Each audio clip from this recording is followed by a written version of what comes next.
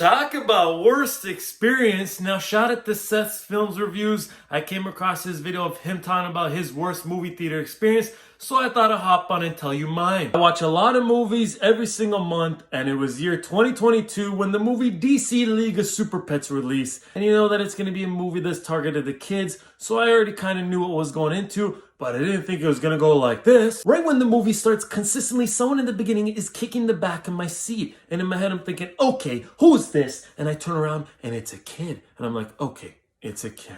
I'm not going to say anything. And the row behind me, there was a bunch of kids. And even my friend beside me told me after the movie that he was dealing with the same kind of thing. So I'm like, okay, I wasn't alone. So he was kicking my seat for like 75% of the movie. Okay, not the best back massage, but whatever, we deal with it. Not only that, but the kids behind me were pretty loud throughout the movie and laughing in moments that weren't funny or wasn't supposed to be a joke, and then asking questions when it's really quiet, and then we get the answer like right after from the movie, but I guess they weren't paying attention that well, right? And they were getting loud throughout the movie to the point where I had to rewatch this movie just because there are scenes that I couldn't hear. So while that's all going on, while the kids are kicking my seat, making noise, yelling, asking questions when it's quiet, laughing at moments that weren't funny, etc., then there's this, where there's a guy, older man, in my row to my left, on his phone like half throughout the movie, like half the time.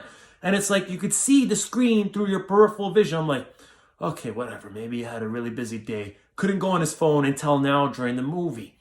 But that same guy, like every 5 minutes, would cough loudly. And it wasn't like a regular cough, like, like, no, it was like one of those like kind of spitting, like coughs, kind of like, like something like that. I'm like, okay, whatever. I could deal with pain, whatever. I don't like to complain. Let's keep it going. And then in that same row, it's like there were other people at freaking like sushi or something where like I'm like seeing fork or spoon trying to eat something. I'm like, okay, whatever. I guess they didn't want to pay the popcorn, whatever. They wanted to bring their own food, save money. Okay. And then there's like in the row above, in front of me, like maybe diagonally a little bit, there's someone like on the phone more than once. And I'm like, you're telling me you had all day to be on the phone with this person? You talked during a movie? Like the man, yo, did you see the Lakers game yesterday? No, shut up!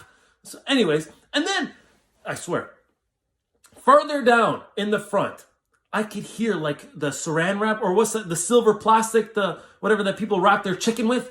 And I could also smell chicken. And you could hear the wrapping. I'm like, don't tell me someone brought their own chicken just to eat in the theater. And that's making a lot of noise.